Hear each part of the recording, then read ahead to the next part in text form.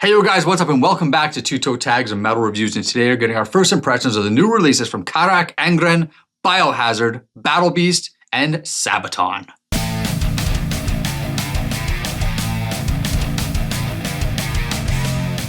I almost forgot the name of Sabaton for a second there. It slipped my mind and then it just came back in the last second. But here we are, new releases today. We got a bunch of stuff to cover. I guess I'll start with what I started my day with, which was Divided We Fall by Biohazard. All right. Now this is a bit of a cherry break. We've never covered Biohazard on the channel before. No. And this band, you know, again, I say this about a lot of bands, but there's a lot of bands out there. I've listened to them before. I've heard them here and there. I've checked out an album or two once or twice, but never really got into them. Don't really know much of the stuff. So when that is the case, I'm usually really excited to jump into a band and go, this is the time I'm gonna dive into Biohazard. So I did.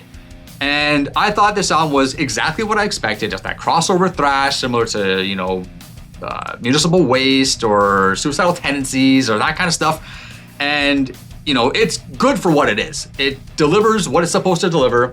It's that, you know, thrashy kind of, lot of D-beat style grooves, lots of gang vocals, very, you know, cool riffing, very yelly vocals, and very aggressive, very political, and, you know, very in your face and to the point. And every track is like that. And when I listened to it, that was my takeaway. I didn't, like, none of the songs actually stood out in any way, which is, I guess, maybe a bad thing. Because a lot of times when I listen to an album, I'm waiting for something to grab my attention. Yeah. And when something grabs my attention, I go, oh, cool. Now, if an album like this is just playing and it just plays through and it's over before I know it, it's not necessarily that it's bad, it's just that it didn't really do anything special. And I think that might just be kind of the nature of the genre, because crossover thrash is a genre that I'm not that into. You know, I like it for what it is, and I can put it on and enjoy it at certain times, but there's nothing about it that really kind of grabs me in any way, and this album just did what it was supposed to do. So I commend it in that regard. Yeah. But as far as it, you know, doing anything to hook me, I mean, I listened to it more than once as well, and it didn't do that.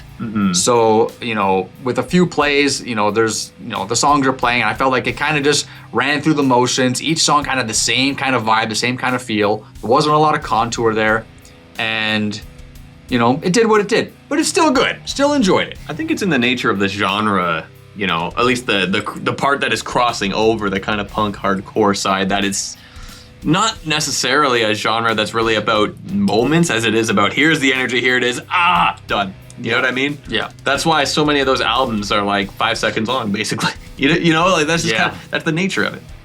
Now, you know, it's cool that we get to do this because even though Biohazard is this old school band, all that kind of stuff, I did not know them before this. You know, I didn't. Like, you didn't know they existed? Yeah, straight up. And I know they're old school, they're they're well known. It happens. Yeah. You might stuff just slip, you know what I mean? And there could be people screaming at me in the comments right now, the fuck you mean you don't know Biohazard? You're wearing an overkill shirt. That's how people get. It happens, you know? So instead of There's a lot of bands out there, you can't know every band. You can't know, like there's tons of bands in the world. There's more bands in the world than there is on this wall. Like, there's tons and tons, you can't know them all. Yeah. And you know, Biohazard on the wall? There's like 400 bands on this wall, who knows? We have to check the list. So, but you know, you can't know them all. So it's cool, like instead of getting mad at people when they don't know a band, in fact, it's probably really cool to see like, wow, this person is experiencing this for the first time. Yeah. And that's cool to witness. Yeah. I thought this was a fun album because I didn't know what to expect because I didn't really know, right? Yeah. So I'm listening, I'm like, okay, yeah, it is like crossover thrash. Okay, I, you know, enjoy that. I like that it sounds old school, but it doesn't sound like rough and dumpy. You know what I mean? Yeah. Like it sounds. I know what you mean. It sounds like what you'd get out of bands like Suicidal Tendencies, and I like that. I think that's really cool, really raw sounding, but not too raw to the point where it's just like kind of mud. Yeah.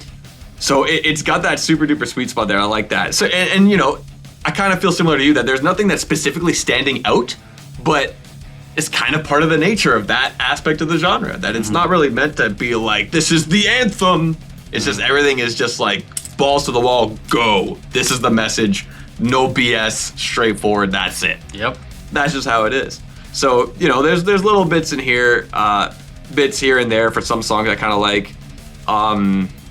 You know, a song like Death of Me, thought that was a pretty cool one. It was a slow burner. But overall, pretty fun. It's the kind of album that if I was in the mood for this is perfect to put on. You know what I mean? Just let's go. Yeah. Like, it's so good for that mood. And I think anyone that's into this kind of stuff, into Biohazard, is going to enjoy it because, you know, what you see is what you get. Like I said, it serves the purpose it's meant to serve. Yes. Does its job. Moving on, let's talk about Steelbound by Battlebeast. Battlebeast. So this is another band we've never covered on the channel. So That's actually not true. We covered Battlebeast? We covered Circus of Doom in 2022 in a First Impressions. Oh, that was their forgot last about album. that. Okay, well, yeah, that's completely out of my memory bank. Either way. I wasn't sure, so I looked at it to check to make sure. I'm like, Circus of Doom, that's familiar. I looked at it, I'm like, oh, we did, okay. Weird. Okay, cool. I'm corrected on that. So we've covered Battlebeast on the channel before, but I just don't remember it. So it felt new to me. So knowing this album was coming, a lot of times what I'll do, especially if we have a free week of listening to music, is I'll check out albums for bands that I know have new releases coming out. Yeah. So I did that with this band. I can't remember what I checked out of their recent work, and I thought, this is pretty good, but it's like, it reminds me of the direction Beast in Black has been going lately. Like very, very kind of danceable, very dance vibey kind of metal, but with that power metal element to I mean, it makes sense because Beast in Black was derived from this band. Yeah. The main driving force broke off of Battlebeast and created Beast in Black. Yeah, exactly. So that element makes sense and that connection's there. So anyways, when this album comes on, I put it on. Right away, I'm actually pretty impressed by the intro track, The Burning Within.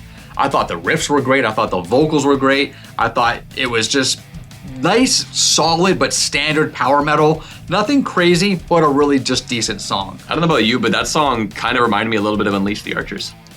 I can see that for sure. Yeah, it definitely has that type of sound too.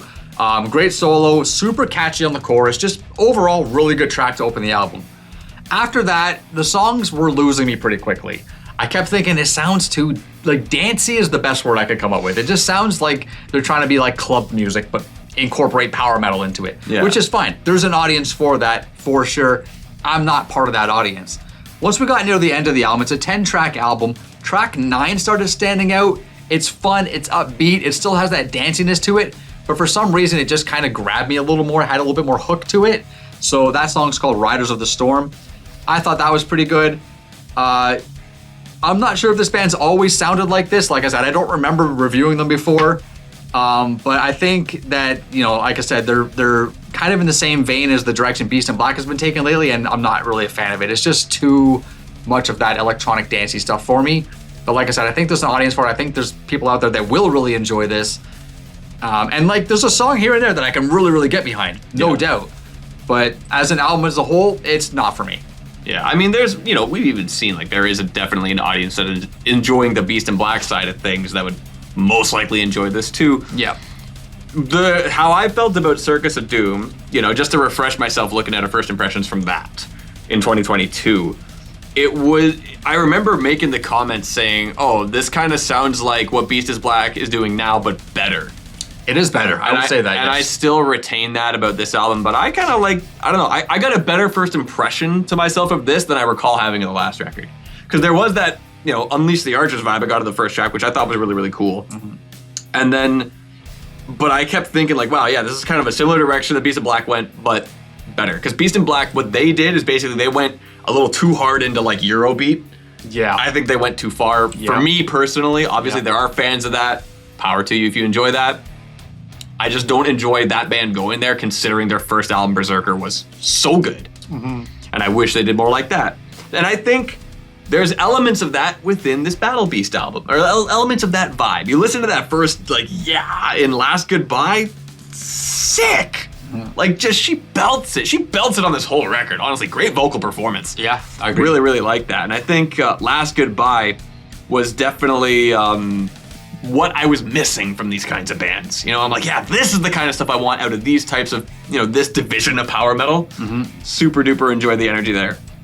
There's this 2-minute long interlude, which kind of feels a little more appropriate as an intro or an outro, but the transition into the next track is really, really nice. So I thought that was pretty cool. But yeah, like this, I thought this album was solid. It is basically what I wish Beast in Black did. Like, if they were going this direction, I wish this is where they went. Yeah. But Battlebeast is here, you know, still to continue that trend and that vibe. Yep. So I liked it. Cool. Let's move on to the next album. This is Legends by Sabaton. So I have a bit of a weird relationship with Sabaton. Again, one of those bands I've listened to before, checked them out many times, but never really got into them. If I listen to a Sabaton track on its own, I'm probably gonna say, nah, not interested. If I put on an album, it takes usually a track or two before I warm up and then I'm into it. And when I get into it, I'm in that zone now. Can't get out. Now this is a band that they have one style of music, that triumphant, like victorious, we just won the war, kind of like it's all about wars and battles and stuff like that.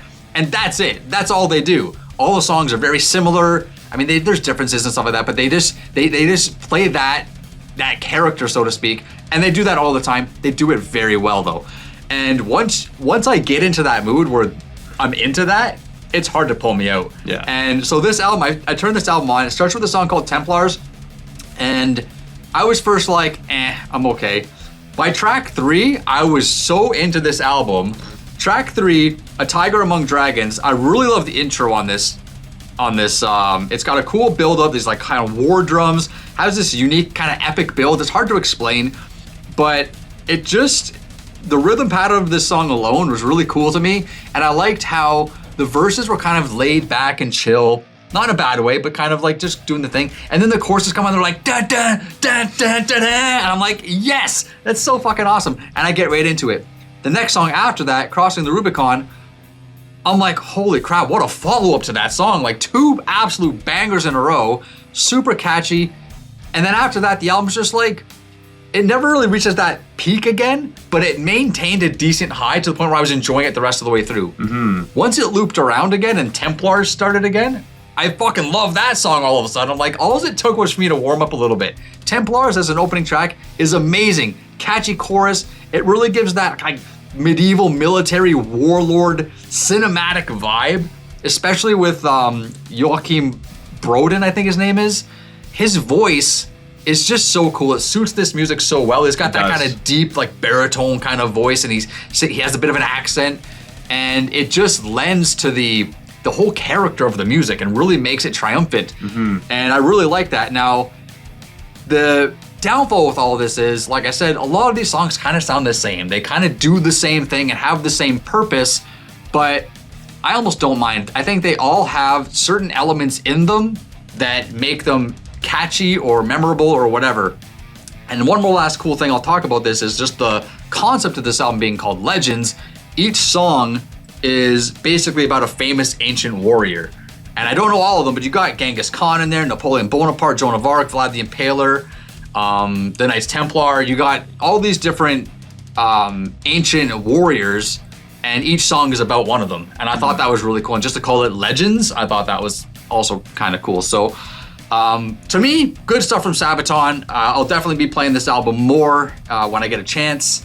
And, you know, some of these songs, again, it's going to be hard to choose which one goes in the playlist, but I'll have to pick something because some of them are absolute, just epic bangers to me. Yeah, I really like that about Sabaton, the thematic stuff and how much they dedicate to all this historical stuff. Yep. Really, really cool. I like that character that the band has. And I feel like the band is kind of hit and miss for me.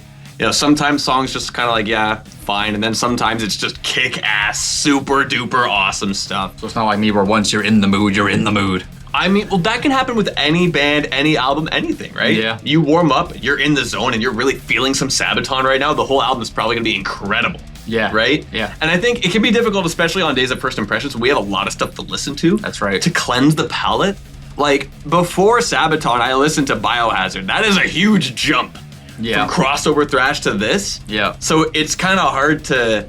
Yeah, you also gotta recalibrate your listening ears. It's tough. Even before we even start first impressions, I try to just kind of warm my mind up to like, okay, let's get into the What am I getting into? Yeah. You know what I mean? Sometimes it's an interesting thing, especially with so many different stuff. When we have to look at it with the lens that we do to do this. Yep.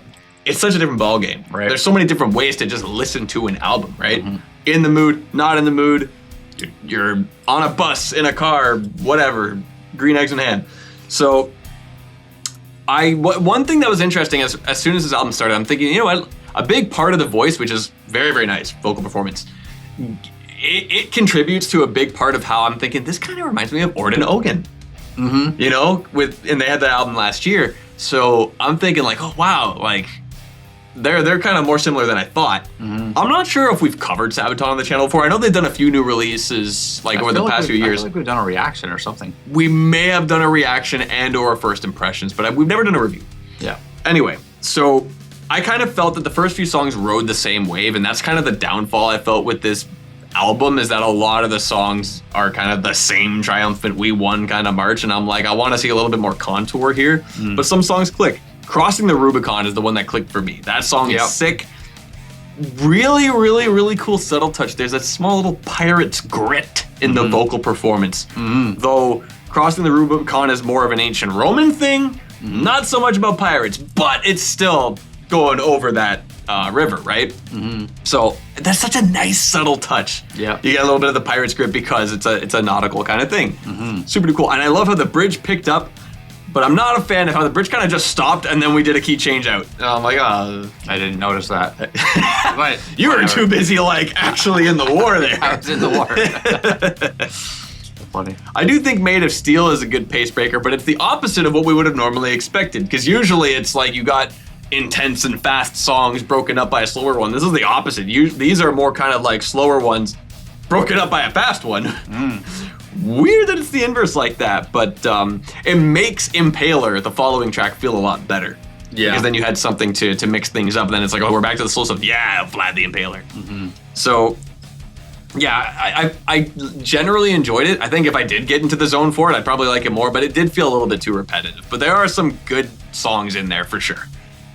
Fair enough. All right, moving on and talking about, you know, shifting gears. Oh, going from any of those to Carach Angren is quite a jump. It's quite a shift. So the Cult of Kariba, it's an EP, which I believe is meant to be a follow-up or a spiritual successor to Lamendam, if I'm not mistaken. Their first album. Which was their first album. And, you know, this is an EP about, it's a ghost story, which a lot of their albums are about, ghost stories and hauntings and things like that. Which is one thing I love about this band, is they don't write lyrics like a lot of bands do. These guys write stories and put them into songs, which I think is really cool. Like, even on top of that, you know, there's a lot of storytelling within a lot of these albums, right? Yeah. But these guys just do it a little differently, and I think that's a good way to put it, is that they don't write lyrics to songs, they write stories and put them to music. That's right. And you can even tell, like, in the way that the lyrics are delivered, it sounds more like a story is being told. Like a narration. Like a narration, like a plot is being unfolded. Yes. And that's something that's very unique that I find unique to this band. Maybe other bands do it, but this is the only band that I know that does it like this. I can't really think of many other bands at all that do it like this. Yeah, so that's something that really, and that's something I've always liked about Carach Angren, is they're special to me in that way, but their execution is just so fucking tasty. Because it's all that on top of kick-ass black metal. Kick-ass black metal. Saragor's voice is so cool. Like, he's like, when I listen to vocals, I really like vocals that sound evil. And I've said this before on the channel, this sounds super evil. I love how sinister this is. Saragor is like the poster child of that to me. Like, he is evil. He's evil, and it just even like his facial expressions when he's doing it. Like if you watch a video or live, it fucking, he sells it. Like, it's working for me. The energy, even when like seeing them live, the energy that he has with it. Everything, the costumes, the masks he wears, he just kills it. Everything about it. We love this band. As far as this EP goes, I thought it was pretty fucking solid. Like, as far as EPs go, really, really good. It starts off with a Malevolent Force Stirs, which is an interlude track, or an intro track, I should say. And it's just a spoken word narration, kind of introduces the album theme. Yeah. Does it in a creepy way. Like, it sets up so well. Typical Carach Angren fashion. Then you got Draw Blood. Super rad song. This one had shades of Blood Queen from Dance and Laugh Amongst the Rotten to me, which is one of my favorite songs off that album. But I'm like, yes, Carach Angren doing what Carach Angren does, just really, really cool. Really, like, it's black metal, but it's so unique to their style. The Resurrection of Kariba, I liked the song, but I didn't really have much to take away from it. The next song, Ik kom uit het graf, which we reacted to. Yep. Wacky weird video. Weird video, and I remember the reaction. We were both into it, and we thought the video was kind of weird and cool, and there was like some bugs that crawled out of a woman. Bugs out of it. I really love this like tick-tock kind of rhythm this song has. It's almost like your time's coming up, death is coming. Like that's the kind of like vibe I got from it. It was like it's the kind of thing that just proves that this band is a master of their craft. When you listen to a song and you feel something, you feel scared, you feel an imminent threat of danger or something like that. They put those feelings into me, and I fucking love that. I love that they're able to do that. Then this EP closes with Venomous 1666 or 1666, whatever, however you say it. This again is just Carach Angren doing what they do, but they do it very well. I love the use of violin on this one. They have violin all over the discography. They're very, very keen on putting those types of strings in there.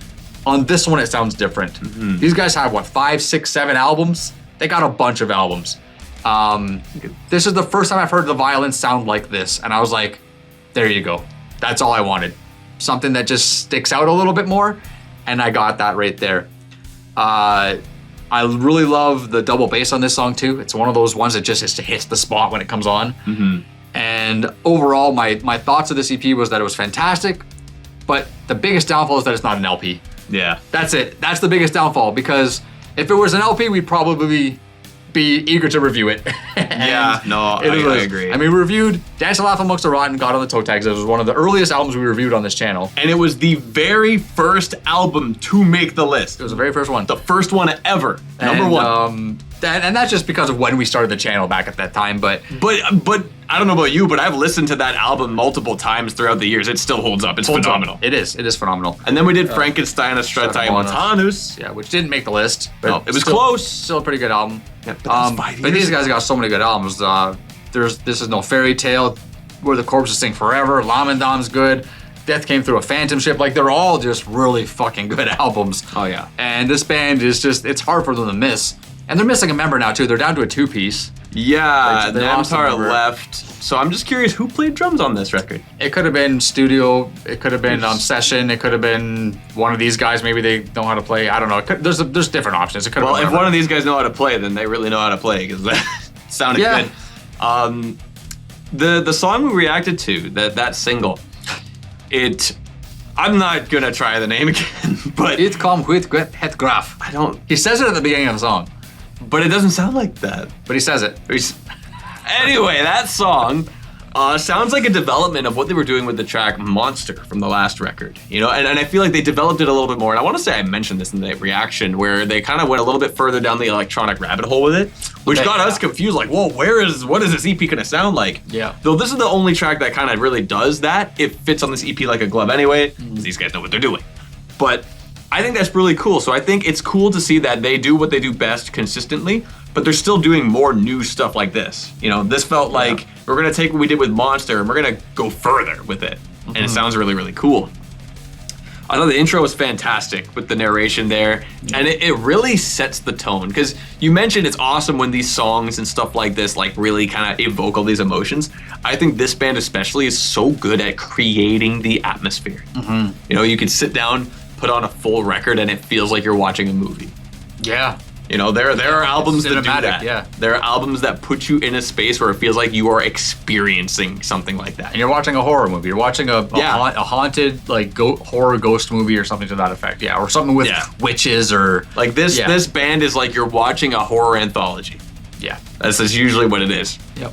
So I thought that was awesome. And then Draw Blood starting. I'm like, oh my God, we're back. Just the kick just going forever is super cool. At first, it kind of felt like it took over the mix, and then it kind of took a little bit of a back seat. I don't know about you. This may sound like a surprise. There are some of the grooves from the song that to me was sounding like old school Cradle.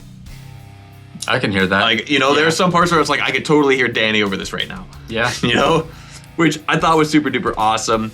But yeah, you know, what was mentioned earlier about how you kind of feel the storytelling is one of the biggest things I kind of took away. I'm like, man, the way that Sarah Gore's performances vocally and the delivery and the way that things are written, it's different. This band feels different than a lot of other bands, especially bands that write concept records, that write stories with their music. Yeah. This band just does a little differently. And I think the best way of putting it is that they are writing a story and then they put that to music. Yep. And they're really good at doing it. So it feels like a narrative story. It's just, one of the best bands at creating atmosphere with their music. Yep.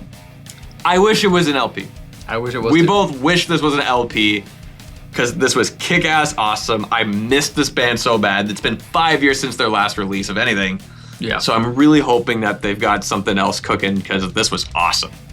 I agree. So with all that said, we've talked about all the albums that we're going to talk about today. What's the plan for this week? Are we going to review anything? Are we going to take a free week? What are we doing? I think it'd probably be best for us to do a free week here. Yeah. To get some bearings. Maybe start slowly doing a little bit of re-listening to prepare for our year's end. I think so too, because sometimes we start a little bit late and we end up scrambling. So Guilty as charged. yeah. And if you guys don't know what we're talking about, we re-listened to all the albums that came out this year, not just the ones we reviewed, but literally everything. Yeah. And we kind of like rescore them and kind of put them in an order because we're narrowing it down to our top 5 for the end of the year. And we do our top 5 video at the end, which most of you guys who are watching probably know that we do that already. But it takes a lot of time to do that because we're talking about hundreds of albums. This is a lot. Like it gets tough if you're not on the ball. Yeah. And on top of that, we're also making playlists, top 50 songs of the year playlists. Yep. And that kind of things. And we're also doing all sorts of things, just prepping for the end of the year. But it's mid-October now. We got the rest of October, then you got November and December. And not only that, but we got other things to do because it's Christmas season. We got Christmas season. There's Christmas crazy stuff going on. There's even still more notable albums coming out in the next few weeks and stuff. Exactly. Especially, next week. Yeah. So we're gonna take the week and we're gonna start that process. And next week, I can't remember what's coming out next week, but we'll probably have another review next week or the week after, I think. I was thinking, I know the week after is obviously that's Halloween. I know there's a lot of big stuff coming out on that date. But in terms of next week, I want to say there is something big. I'm drawing a blank. I look at the list all the time, but it's hard to keep track of everything. Oh, the Acacia Strain? Right? I'm excited for that. I think that was the biggest one for me. When's the Trivium? That's Halloween. That's Halloween. That's an EP. Oh yeah, as well. Soulfly's next week as well. Soulfly's next week, yeah. So yeah, there's at least a couple bigger releases, and we'll probably pick one of those to review next week. But for this week, yeah, we're just gonna take a free week. Even though I really love Sabaton, I would love to review it. I think we'll save them for another time. And yeah, I think that's it. Well, anyways, that's all we got for you guys today. Remember, like this video if you like it, tell us in the comments below. What do you think of today's new releases? Are you excited for whatever came out this week, whatever's coming out next week? How is your top 5s coming along for the end of the year? We'd love to hear what you guys have to say. And subscribe if you guys are new to the channel. I'm TV Fish. Bottle Self. See you guys later.